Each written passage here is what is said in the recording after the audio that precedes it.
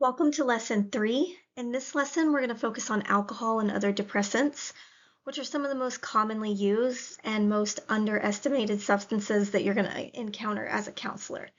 So, alcohol in particular, a lot of people often minimize it because it's legal and it's socially accepted.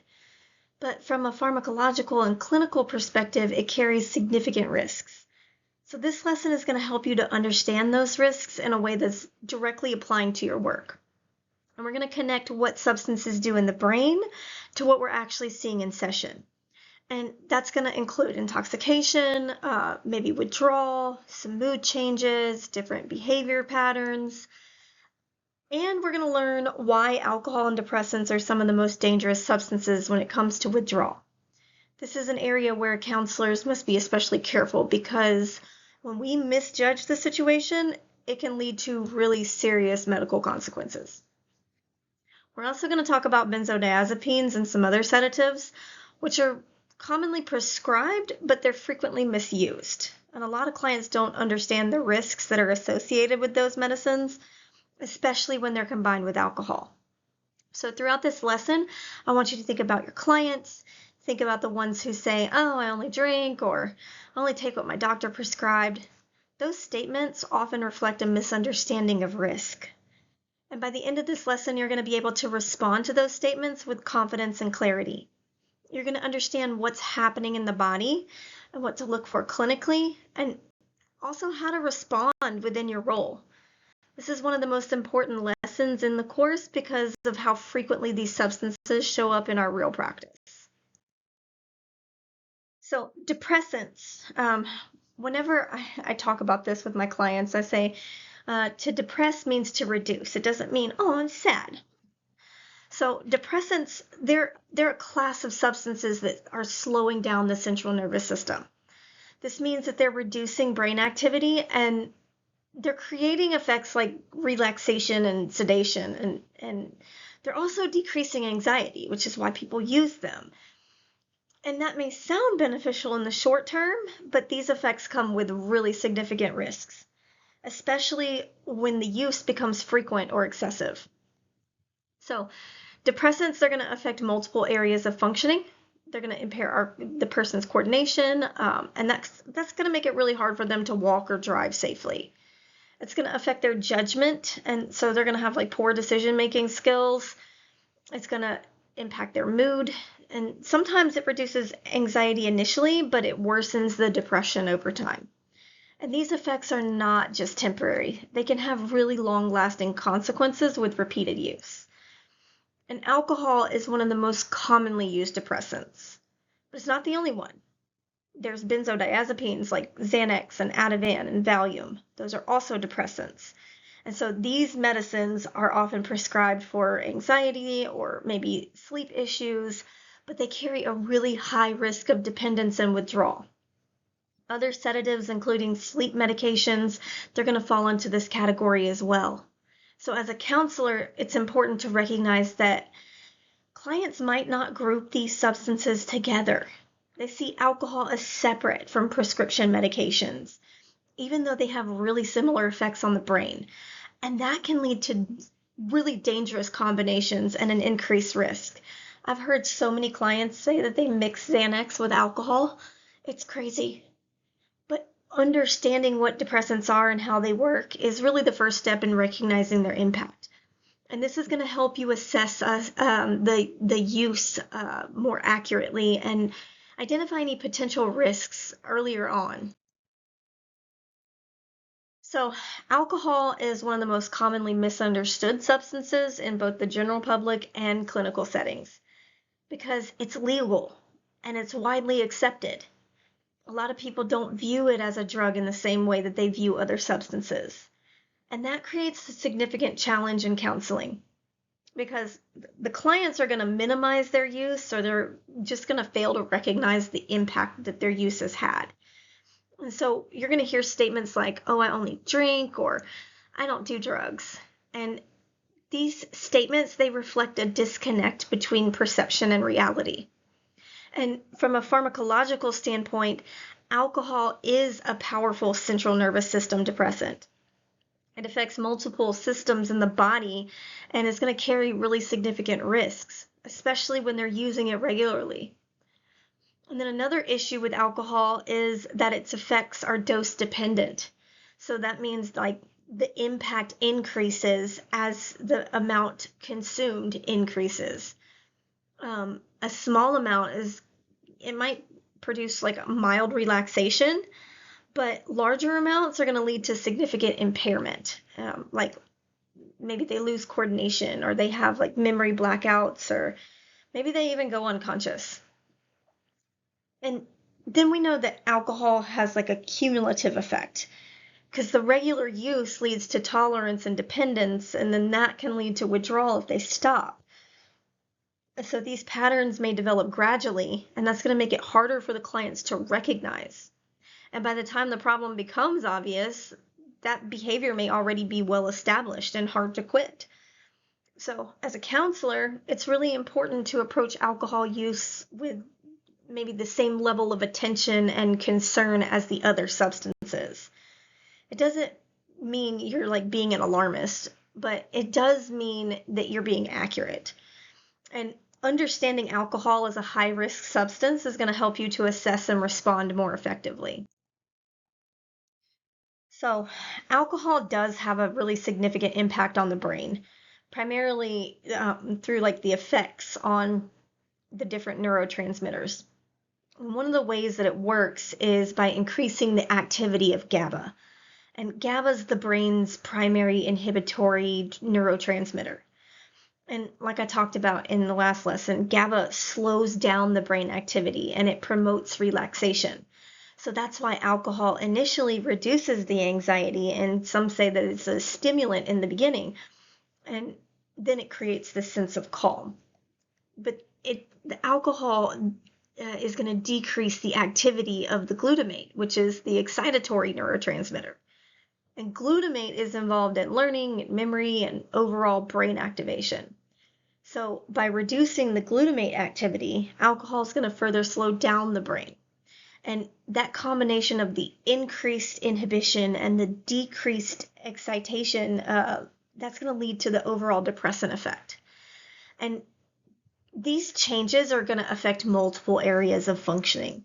They're going to impair coordination, they're going to slow down reaction time, they're going to reduce the ability to think clearly, and this is why alcohol use leads to accidents and poor decision making and risky behavior. And over time, the brain is adapting to these changes. So it may reduce GABA activity and then increase the glutamate activity in this like attempt to maintain the balance. And that adaptation is what's going to contribute to tolerance and withdrawal. So as a counselor, understanding these mechanisms is going to help you explain alcohol's effects in a clear and accurate way. And it's going to help you recognize the signs of intoxication and withdrawal. And that's really, really critical for client safety. And I think just the crux of what we need to explain to the clients is like, it starts out as a stimulant and then it turns into a depressant. So you're going to be, creative and happy and dancing and energized in the beginning, but then it's going to knock you out. I want to talk for a second about BAC, which is your blood alcohol concentration. This is just a measure of how much alcohol is in somebody's bloodstream. And it's typically expressed as a percentage, and it provides a way to quantify the level of intoxication. So as the blood alcohol content increases, so does the impairment. At lower levels, the person might feel relaxed or maybe slightly impaired. But as that BAC is rising, their coordination and judgment and reaction time become more affected. And at higher levels, a person might start experiencing confusion, a loss of consciousness, vomiting, whatever. And then in the extreme cases, a really high BAC can lead to respiratory depression and even death. So one really important point is that BAC doesn't always match how a person feels. Somebody with a high tolerance may not even feel impaired, even though their BAC is high. And that creates a false sense of safety and an increased risk. So we're looking at factors like body weight or metabolism or their rate of drinking. All of that is going to affect their blood alcohol content. Did they eat? And this variability makes it difficult for clients to accurately judge their level of intoxication. And as a counselor, we're not measuring BAC. We're just observing its effects. We're understanding how the BAC is related to the impairment, and it's going to help interpret what you're seeing in session and assess risk more effectively. I know that when I'm doing evaluations and I see that it was somebody's first DUI, but they had a BAC of over a 0.1, that's alarming. If it's at a 0.2, that's even more alarming. And that's telling me that you felt you were good enough to drive, but you had such a high BAC, so maybe you didn't realize that you were impaired, which tells me that you probably have a high tolerance because you've been drinking. So we got to pay attention to that kind of stuff, especially when we're doing evaluations, because they are going to minimize their use and oh, I'm good, I can handle my liquor, it's fine, I don't get that drunk. They may not feel that drunk, but their BAC is going to be the telltale sign that, hey, they've developed a really high tolerance. So alcohol intoxication is something that you're going to see frequently in real world counseling, whether it's directly in session or it's reported by your clients. Understanding what it looks like is critical when we're doing assessments and also for the client safety. So intoxication happens when alcohol is actively affecting the brain and the body. So that's going to lead to observable changes in behavior, the way that the client's functioning. And some common signs of alcohol intoxication are slurred speech, difficulty maintaining their balance, slowed reaction time, impaired judgment, maybe bloodshot eyes. The clients may appear more talkative, more emotional. Definitely, they're going to appear less inhibited. And these changes are directly related to the alcohol's effects on GABA and glutamate, which I just talked about. So one of the most important things to understand here is that intoxication varies widely depending on the person. So somebody with a high tolerance might not look as impaired as somebody with a lower tolerance, even if their BAC is that blood alcohol level is similar.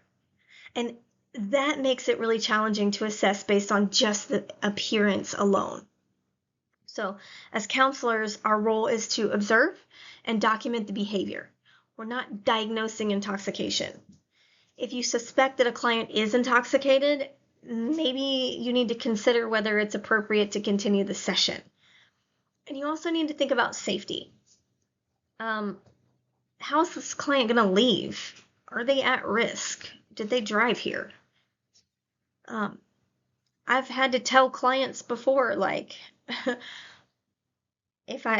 I'm not telling you what you can and cannot do, but I will tell you that if I see that car leave this parking lot, I'm going to have to call the police. So it's important to address intoxication in a professional and non-confrontational way. We're not accusing the client, but we are responding to what we're observing. And that's where your documentation and communication skills are going to become critical. So our clients, they have a tendency to confuse blackouts with passing out. But these are really different and important to distinguish. A blackout happens when somebody is totally conscious, they're functioning, but their brain is not forming any memories. So that means they appear to be interacting normally, but they're not going to remember what happened at all later. Passing out, on the other hand, this is a loss of consciousness. So the person is no longer awake, they're no longer responsive. And this is more severe of a level of intoxication, and it can be really dangerous, especially if it's affecting their breathing. Blackouts, these are really important because they're indicating a high level of alcohol consumption, and it has a significant impact on their brain function. And clients may even minimize blackouts because they remain conscious. But from a clinical perspective, these are serious red flags. So I might even phrase the question like, instead of have you had any blackouts, I might phrase the question, do you have any nights where you went out drinking and you couldn't remember the morning after what you did the night before? So we need to specifically ask about memory gaps when we're assessing alcohol use, because clients are not just going to volunteer that information unless we prompt them to. And understanding the difference between blackouts and passing out is going to help you assess severity a little bit more accurately. So tolerance to alcohol happens when the brain adapts to the repeated use. And that's going to require longer amounts or larger amounts to achieve the same effect. And this really can create a dangerous situation. This is maybe the client believes that they're functioning better, but in reality, their risk is increasing. And a client with a high tolerance is going to say like, oh, I can drink a lot and still be fine, or I can drink people under the table. And what they mean is that they don't feel as impaired, but their body is still experiencing the effects of alcohol. And that disconnect between perception and reality is a major risk factor. And tolerance is also going to contribute to increased consumption. So as the client is drinking more, the strain on the body is increasing, particularly on the liver and the central nervous system. And this leads to long-term health consequences, as well as an increased risk of overdose. So as a counselor, recognizing tolerance is going to help you identify progression in the alcohol use. And it's going to also provide you an opportunity for education, helping the client to understand that tolerance is not a sign of strength, but it's a sign of adaptation. And hopefully that can shift their perspective. Alcohol withdrawal is one of the most important topics in this lesson because it can be life-threatening. Unlike some of the other substances, alcohol withdrawal can lead to severe complications, including seizures and delirium tremens, and this makes it a medical emergency in certain cases. Withdrawal happens because the brain has adapted to the presence of alcohol. And then when the alcohol is suddenly removed, the brain then becomes overactive. And that's due to decreased GABA activity and then the increase in the glutamate activity. And that's going to create a state of hyperexcitability. And so some of the symptoms start within hours of the last drink. And these look like anxiety, sweating, tremors, nausea, an increase in heart rate. And then in more severe cases, the symptoms escalate quickly. So as a counselor, you're not managing their withdrawal, but you have to be able to recognize the signs and respond appropriately. And that's going to be maybe referring the client for a medical evaluation when it's needed. We never want to assume that withdrawal is going to be mild. This is an area where your knowledge directly impacts the client's safety. So we need to take withdrawal seriously because we can prevent some serious harm. I just err on the side of caution, and anytime that I remotely suspect withdrawal symptoms, I'm sending them for a medical evaluation immediately. This is a life-threatening emergency. You need to be admitted right now. So I want you to understand the timeline of alcohol withdrawal because this is going to help you assess risk and make appropriate decisions. The early symptoms kind of start between 6 to 12 hours after the last drink. So this may include anxiety, tremors, sweating, irritability, nausea, headache, insomnia, things like that. Between the 12 and 48 hours, the risk of seizure is going to increase. And this is a really critical period where medical supervision may be necessary. Seizures often happen without warning, and they can be life-threatening. Then between 48 and 72 hours, the risk of delirium tremens or DTs become a little bit more significant. And this is the most severe form of alcohol withdrawal, and it does require immediate medical attention. So clients are unaware of this timeline. which is why education is so important. They may assume that stopping the alcohol is simply just uncomfortable, but they don't really realize the potential risks. I do want to go back to like DTs. If a client is having hallucinations or severe confusion, extreme agitation, high fever, rapid heart rate, there is a huge risk of death without treatment. That is the severe 48 to 72-hour window. Now, some symptoms can improve between the 3 to 7 day mark. We see symptoms starting to decrease. They may be having mood swings, fatigue, poor sleep. The cravings may continue. But this 48 to 72-hour window can extend out for like a week and a half to 2 weeks. And that's typically where we see the majority of people dying between that 48 hours after to a week and a half to 2 weeks after, because that DT window can be pretty long before it finally takes them out, basically. So as a counselor, we need to ask questions about timing, frequency, previous withdrawal symptoms. That's going to help you determine whether a referral is needed. So, like I said, DTs, this is the most severe form of alcohol withdrawal. It's a medical emergency. It's fatal if it's not treated. So the symptoms of DTs are the client's confused, they're having hallucinations, severe agitation, and seizures. And like I just said, 48 hours to 72 hours after the last drink. But again, that timing varies. Really, the key point is that this is not something that can be managed in an outpatient counseling setting. Clients may not even recognize the severity of these symptoms, especially if they've experienced milder withdrawal in the past. So that's why it's important to assess carefully and not just rely on assumptions.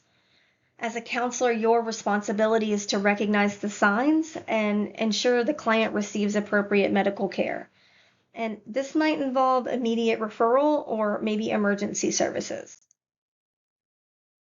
Now let's jump into benzodiazepines. This is a class of medication that is commonly prescribed for anxiety or sleep or maybe some other conditions.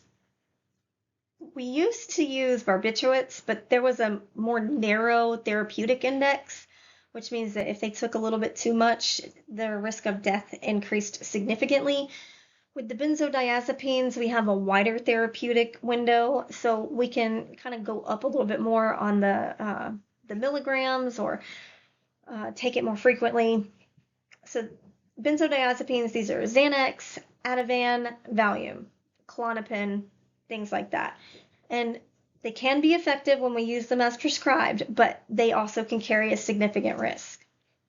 So how benzos work is they increase the GABA activity, very similar to alcohol. So that means they have very similar effects on the brain. So that's going to be sedation and reducing anxiety. But it also means that they carry similar risks, and that's going to be dependence and withdrawal. So clients often look at these medications as safe because the doctor prescribed them. But misuse is common, and combining them with alcohol or other depressants is going to significantly increase the risk of overdose. So if they're taking this with an opioid or with alcohol, that's a major red flag. And as a counselor, we have to assess for benzodiazepine use just like we would any other substance. So we want to ask about dosage and frequency and how is this medication being used. The withdrawal for benzodiazepine is really similar to the alcohol withdrawal, and it can also be life-threatening. And so the symptoms are going to include anxiety, insomnia, agitation, seizures. And then in severe cases, withdrawal leads to delirium and other serious types of complications. And this is also another area where medical referral is essential. Clients should never attempt to stop benzodiazepines abruptly without medical supervision. And as a counselor, you need to recognize the risks and respond appropriately. And that's going to include educating the client and supporting them in seeking medical care. I want to jump into this one really quick because I've had a lot of clients recently talking about using this, and Phenibut is a substance that's becoming more common in clinical settings, but a lot of counselors and clients are still unfamiliar with it. It's often marketed as a supplement for anxiety or sleep or focus, and it's frequently sold online, but they can also buy them in the gas station. And because of this, the clients don't even consider it a drug because they bought it at the gas station. And that leads to underreporting during assessments. And from a pharmacological standpoint, Phenibut acts on the GABA receptors in the brain. It's very similar to the alcohol and the benzodiazepines. And that means that it produces the depressant effects like relaxation, reducing anxiety, sedation. And at first, the clients are going to experience what feels like relief. So they report they feel calmer, they're more social, they're less anxious, and that makes Phenibut appealing, especially for people who struggle with anxiety or stress. But that's where the risk begins. With the repeated use, the brain starts to adapt in the same way that it does to other depressants, and that leads to tolerance. And that means that the person needs more of the substance to achieve the same effect. And so as the tolerance increases, the dependence can develop. And that's where the substance is no longer just something the person uses occasionally, but something that their body begins to rely on. And when Phenibut is reduced or it's stopped, the withdrawal symptoms start to happen. And those withdrawal symptoms, they're very similar to the alcohol or the benzodiazepines. Severe anxiety, insomnia, agitation, and they can even have panic-like experiences. And some clients describe feeling worse than they did before they ever started using the substance. And so from a behavioral standpoint, we see increased irritability, emotional instability, difficulty just coping without the substance. And so the client may become more reliant on it to manage their daily functioning. And they may also start to use a little bit more frequently or in higher doses, even if they initially intended the use to only be occasional. Another important concern is that Phenibut is often used alongside other substances like alcohol or benzodiazepines. And that really increases the risk of sedation and respiratory depression. Maybe the client doesn't realize they're combining substances with similar effects, and that creates a dangerous situation. So as a counselor, it's critical to ask specifically about substances like Phenibut. If you only ask about drugs and alcohol, you may miss this one completely. And you also need to be prepared to educate clients because a lot of people have never heard about the risks. So understanding how Phenibut affects both the brain and the behavior allows you to better assess what you're seeing in sessions. And it's going to help you connect symptoms like increased anxiety or poor sleep to their substance use.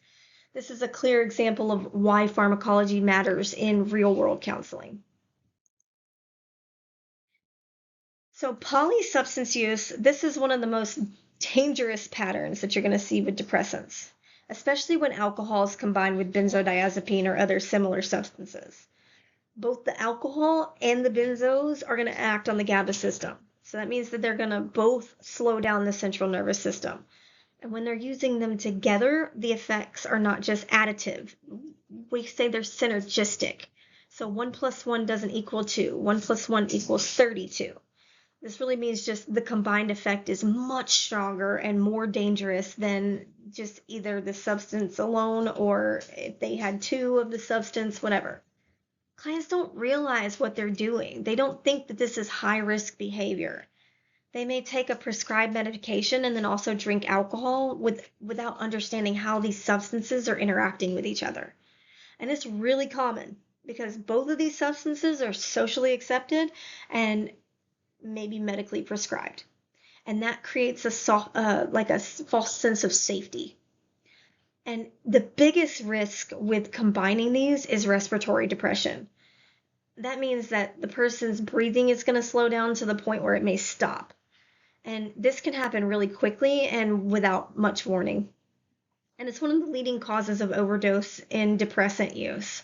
So as a counselor, it's really critical to assess for all substances, including prescribed medications. We need to ask specifically about benzodiazepines. We also need to ask about sleep medications and alcohol use together. And if you identify this pattern, it should be treated as a high-risk situation. Education is going to be key in these cases because a lot of clients, they're just unaware of the danger. And just simply explaining the interaction can be a powerful intervention for them. You're not trying to scare the client, but you are providing accurate information that can help them make safer decisions. So respiratory depression, which is what I just talked about, this is one of the most serious risks associated with depressants. It happens when the brain's ability to regulate the breathing is suppressed. And that's going to lead to slower and shallower breathing, which then can eventually stop altogether. And that's the primary mechanism behind a lot of these overdose deaths involving alcohol and other depressants. And one of the most dangerous aspects of the respiratory depression is that it's silent. The person may appear to be sleeping, but in reality, their breathing is slowing down to a really dangerous level, and there may not be any obvious signs until it's too late. And the risk is significantly increased when substances are combined, like alcohol, benzodiazepines, opioids, and even some sleep medications. They all contribute to the respiratory depression. And when they use those together, that risk increases dramatically. So as a counselor, you have to understand this mechanism so you can educate your clients and recognize the risk factors. And it's really important for clients who are reporting mixed substances or they're taking higher doses. And you also need to be aware of the warning signs like extreme drowsiness, slowed breathing, difficulty waking them. You're not providing medical care, but you're recognizing these signs, and that can really be critical in emergency situations. So understanding respiratory depression is going to reinforce the importance of thorough assessment and client education. This is not theoretical. It's directly tied to life and death outcomes. So sedative medications are another category of depressants that are often overlooked in assessments. These include sleep aids like Ambien, Lunesta, other similar medications, because they're prescribed and commonly used. The clients may not think to mention them when they're discussing their substance use. But these medications act on the central nervous system, and they have depressant effects similar to the alcohol and the benzodiazepines. So when they're combined with alcohol, the effects are going to be amplified, and that's going to increase the risk of impairment and overdose. And then the clients may use these medications to manage their sleep issues.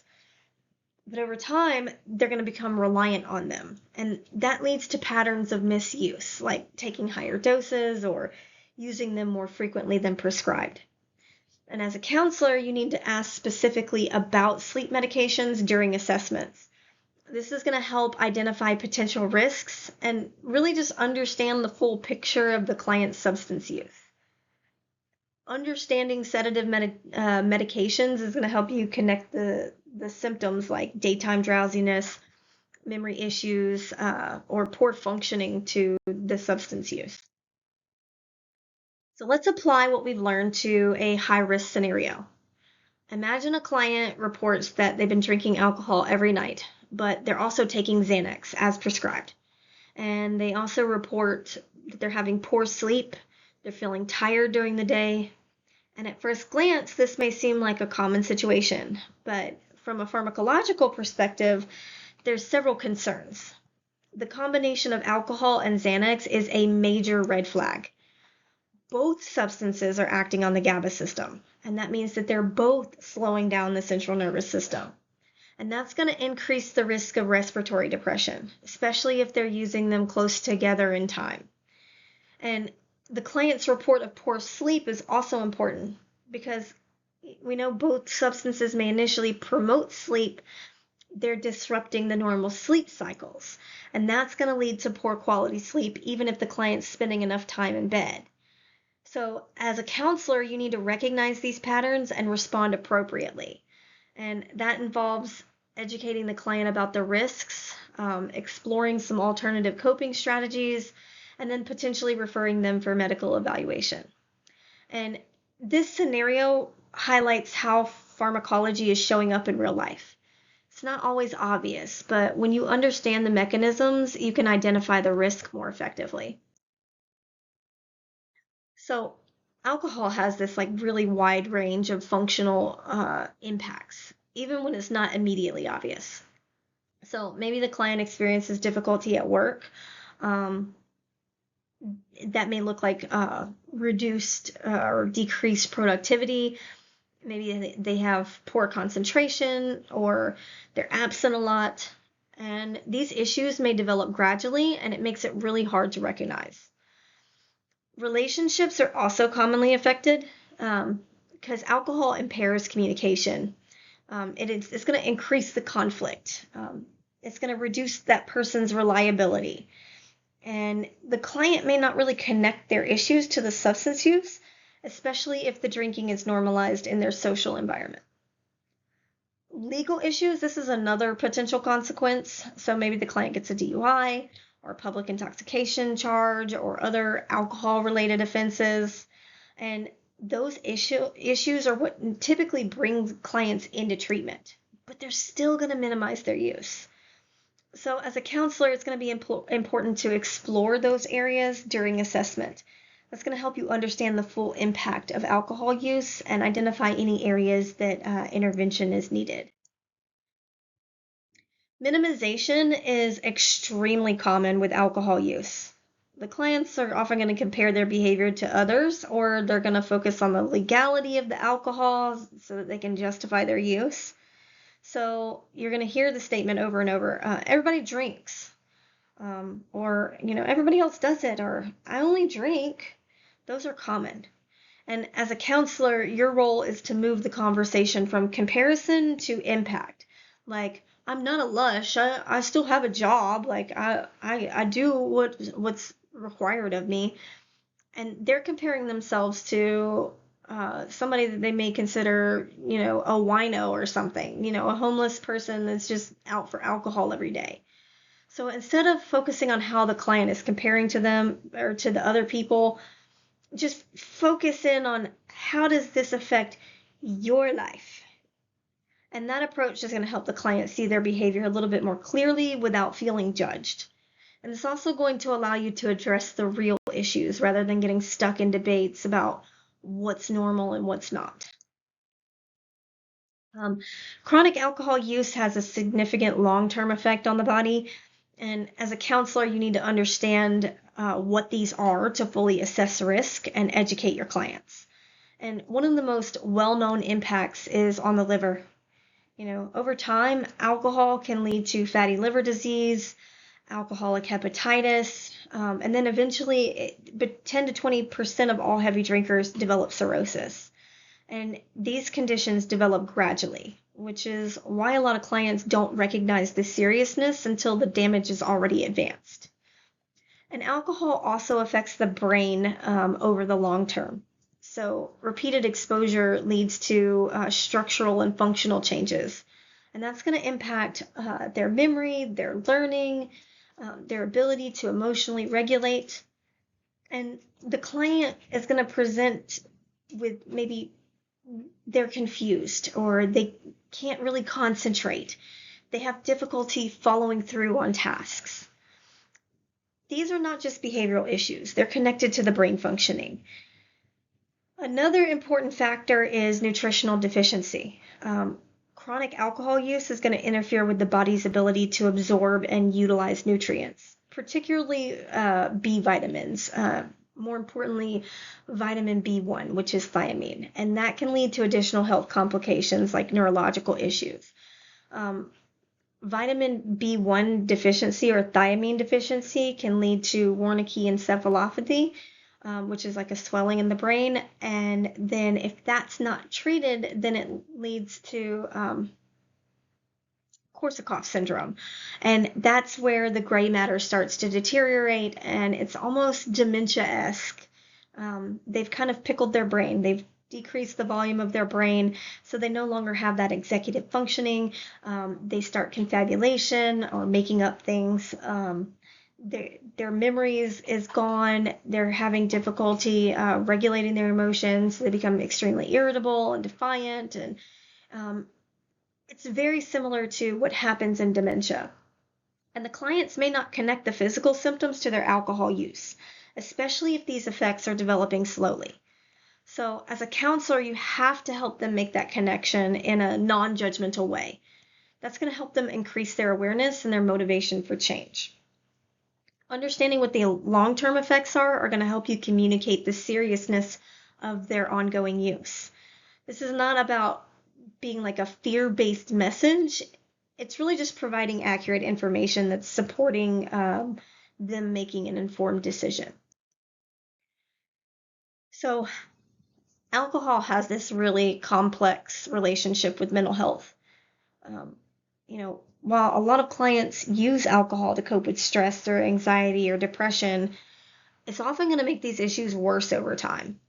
So in the short term, the alcohol may reduce anxiety or maybe it creates a sense of relief. But as the effects wear off, the brain's chemistry is going to shift in a way that's increasing the anxiety and the depressive symptoms. And that's going to create a cycle where the client uses alcohol to manage their symptoms, but the alcohol is actually contributing to those symptoms. And that makes it really difficult for the client to recognize what's happening. They start to believe that their mental health issues are the primary problem without realizing the role that alcohol is playing. And alcohol is going to disrupt emotional stability. And so the client's going to start to experience mood swings, or they're going to start to get irritable. They're going to have an increased sensitivity to stress. And these changes are going to impact relationships and just the client's overall functioning. So as a counselor, it's really important for you to assess both the substance use and the mental health together. Now, I hear a lot where we say treat substance first. That really needs to be the case because we need to get them off the substance. So if they're in active addiction, we definitely need to get them off the substance and see if the mental health symptoms persist. But we do definitely need to explore how they're interacting and how they're influencing each other. That's going to help you to develop a more comprehensive treatment approach. So I just want to revisit this for a second because a lot of clients use alcohol as a sleep aid. They think that it helps them rest. And yeah, it does make it easier to fall asleep initially, and then they sleep more deeply during that first half of the night, but then it's disrupting the sleep quality of the second half of the night, which is our REM sleep. And REM sleep is essential for cognitive functioning and emotional regulation. So when the client wakes up, they feel tired even after they were in bed for a full night. And then over time, that creates like fatigue, and then they start to get irritable and they have problems concentrating. And poor sleep increases the risk of relapse. So as the clients may use alcohol again to, try to manage their sleep issues. And that's going to create another cycle where the substance is both the perceived solution and the underlying problem. So as a counselor, you can help your clients understand this connection and explore some healthier approaches to sleep. And we all know that alcohol has a really significant impact on somebody's behavior. We know it lowers their inhibitions. Inhibitions are like what stops us from doing something. So I kind of explain it to my clients like, we're not born with inhibitions. We want what we want when we want it, and we want it right now. Right? I want the cookie. I don't want dinner. I want to eat the cookie, and I want the cookie now. Right? I have no inhibitions. Nothing's stopping me from eating the cookie. It's going to come from outside of us when we're young. And then eventually we're going to internalize those messages of no, you can't run outside butt booty naked. No, you can't eat the cookie before dinner. No, you can't stand outside in the middle of a thunderstorm. Once we internalize those messages, then we start to hear those messages in our internal dialogue, our self-talk. So when the alcohol lowers that inhibition, our internal dialogue telling us it's not really a good idea to do this, that means that the client's going to act in a way that they maybe wouldn't normally consider. So maybe their aggression is going to increase, or they're going to make impulsive decisions. They're going to do risky behaviors. That lowered inhibition affects their relationships, and that's going to lead to conflicts, and it can even lead to violence. I think it's something along the lines of like 60% of all domestic violence cases, one or both of the parties were under the influence. It's also going to lead to behaviors that have legal or safety consequences, like driving under the influence or public intoxication. Then the client's later going to regret these actions, but in the moment, their ability to think clearly is impaired. And understanding this is going to help you connect the substance use to those behavioral patterns. And it's also going to help you address the issues in treatment. Instead of focusing only on the behavior, you're addressing the underlying factors that contribute to it. Um, Alcohol overdose is often underestimated, but it's a real and a serious risk. Consuming large amounts of alcohol in a short period is going to lead to alcohol poisoning. And that's going to affect the brain's ability to regulate breathing and heart rate and the person's body temperature. And that risk is even greater when the alcohol is combined with other substances, like benzos or opioids. And that combination significantly increases the likelihood of respiratory depression. Clients, maybe they don't recognize the signs of overdose, and that can be confusion, vomiting, seizures, slow breathing, unconsciousness. So as a counselor, you need to be aware of these signs and educate clients when it's appropriate.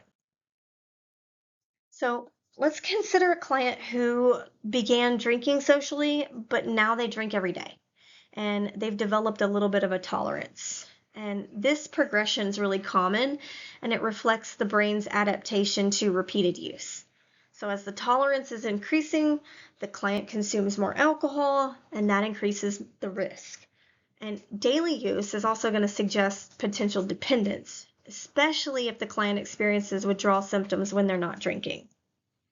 And this really just highlights how alcohol use can shift over time. So as a counselor, you have to be able to assess patterns, not just their current use. That's going to help you identify progression and the client's risk. So one of our most important responsibilities is recognizing clinical red flags that are going to indicate a higher level of risk that's related to the alcohol use.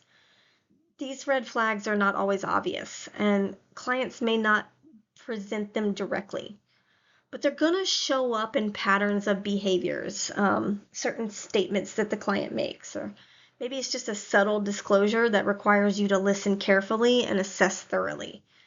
So daily or nearly daily alcohol use, this is a significant indicator that there's an issue. Some clients may normalize this pattern. That consistent use is going to increase the likelihood of tolerance. You may hear, I just have a glass of wine every night when I come home. They're normalizing it, and that's increasing the likelihood that they're going to develop tolerance to it. They're going to develop a dependence to it. There's going to be long-term health consequences. There's just, the list goes on. And when alcohol use becomes a part of that person's daily routine, it's not occasional or situational anymore.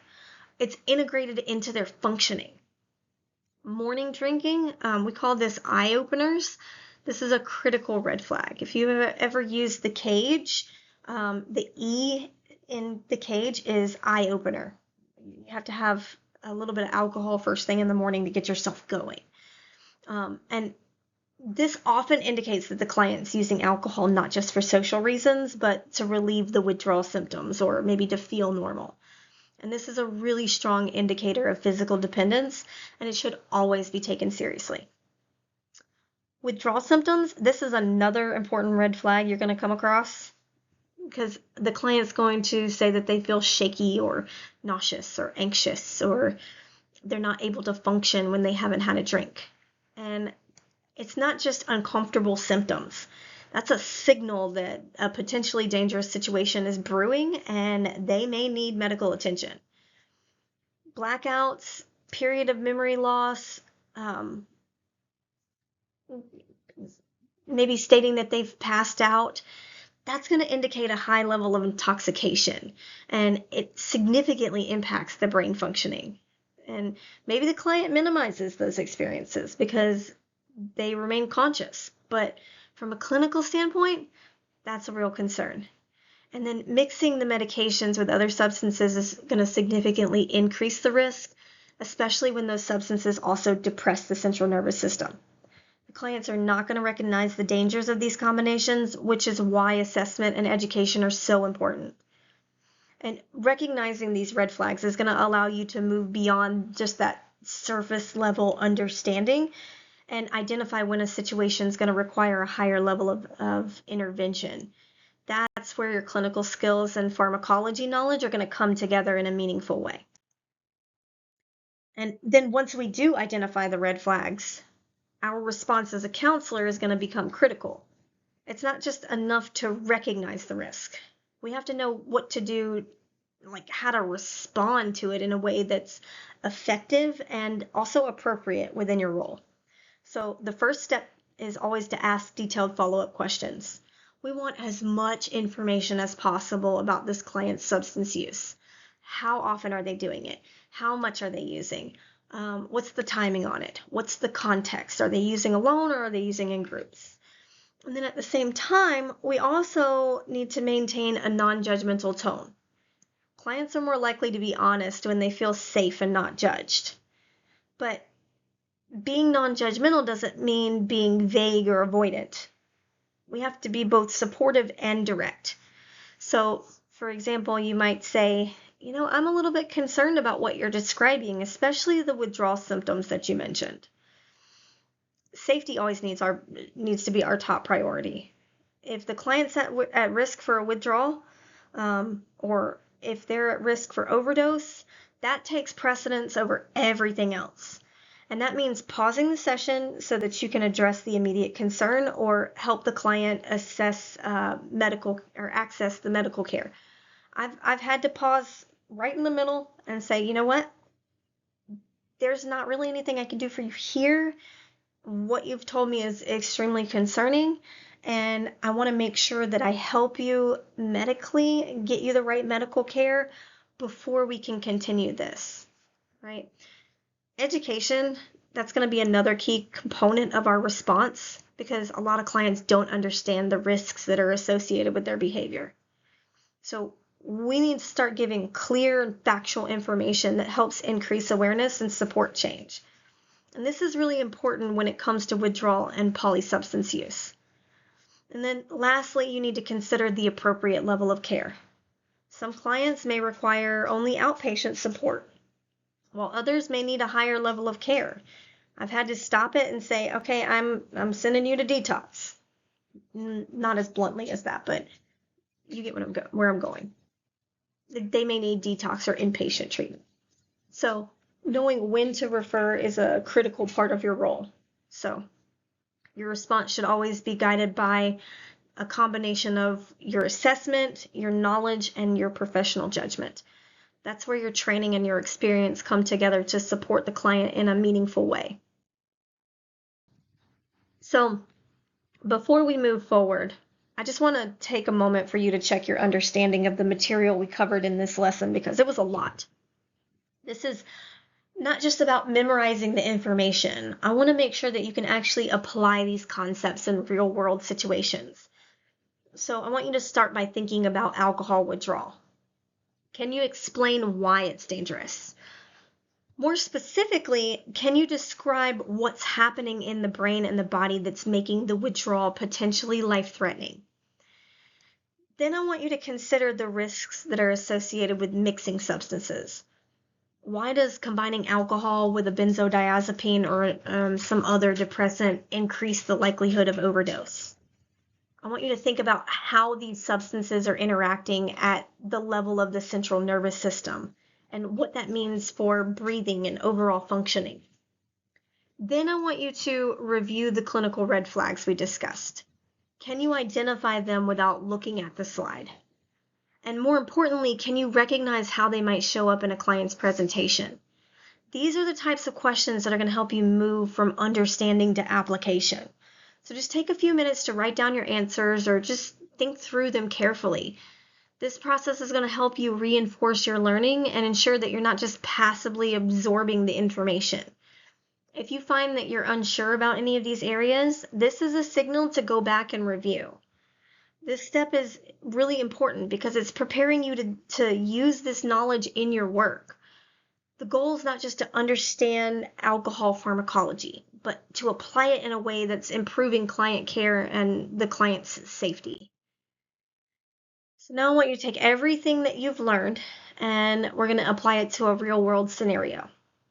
So I want you to think about a client who you've worked with, or you can create a realistic hypothetical client if needed. I always use Frank from Shameless. I want you to focus specifically on alcohol use. What patterns are you noticing? Is the use occasional? Is it frequent? Is it daily? Is there evidence of tolerance or dependence or withdrawal? And then I want you to identify any red flags.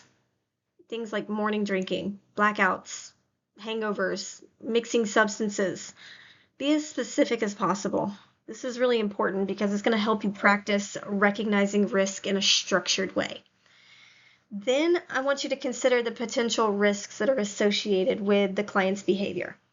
Are they at risk for withdrawal complications? Are they at risk for overdose?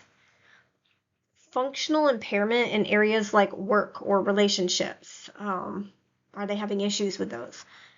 That's where your pharmacology knowledge is going to become directly relevant. And then I want you to think about your clinical response. How are you going to address these issues in a session? What questions would you ask? What education would you provide? Would you consider a referral? This exercise is going to help you move from theory to practice. You're reinforcing your ability to assess and interpret and respond in a way that's grounded in both knowledge and clinical judgment. So as we're wrapping up this lesson, it's important to clearly identify the key takeaways here that you really need to carry forward into your practice. First and foremost, alcohol is a central nervous system depressant. And while it's widely accepted and often minimized, it really does have significant effects on the brain and the body. And one of the most critical points is that alcohol withdrawal can be life-threatening. And this is not something that should ever be taken lightly. Understanding the signs and knowing when to refer for medical care is essential for client safety. Tolerance and dependence, these are patterns that develop over time with repeated use. These are not immediate, but they are predictable when alcohol use becomes frequent or heavy. And recognizing these patterns is going to help you to assess severity and risk. Mixing substances, particularly with other depressants, is going to significantly increase the risk of overdose. And this is one of the most dangerous behaviors you're going to encounter, and it's going to require immediate attention. And then finally, your role in assessment and education is critical, because a lot of clients don't have accurate information about alcohol and its effects. So providing clear evidence-based information, you're going to help them make more informed decisions. And these takeaways, they're not just concepts. They're tools that we're going to use in our work every single day. So in the next lesson, we're going to shift our focus to opioids, and this really presents a different but equally important set of risks.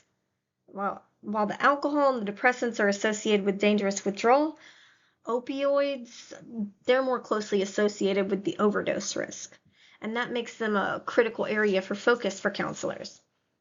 So we're going to see some similarities between these substance classes, particularly in how they're affecting the central nervous system, but they also have important differences in how they're impacting the body and how the risk is presenting. Opioid use often involves faster progression from use to dependence, and the risk of overdose can be immediate, especially with substances like fentanyl. So this is going to require you to think a little bit differently about assessment and intervention. So as we're moving into the next lesson, keep the foundation that you've built in mind. The concepts of tolerance and dependence and brain chemistry are going to continue to apply, and you're just going to simply see how they show up in a different context. And before we move on, I do want you to take a moment for a little bit of final reflection. Think about what you've learned in this lesson, how it applies to your work.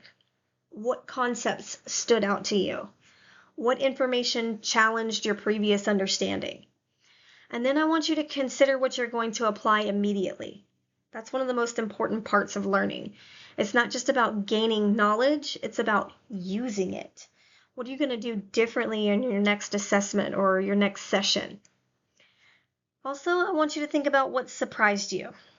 Sometimes the most impactful learning comes from realizing that something's different than what you thought.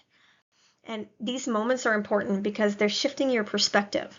So take some time with this reflection. It's going to solidify your learning and it's going to prepare you for the next lesson. So now we've completed lesson 3. We built a strong understanding of alcohol and depressants from a pharmacological and clinical perspective.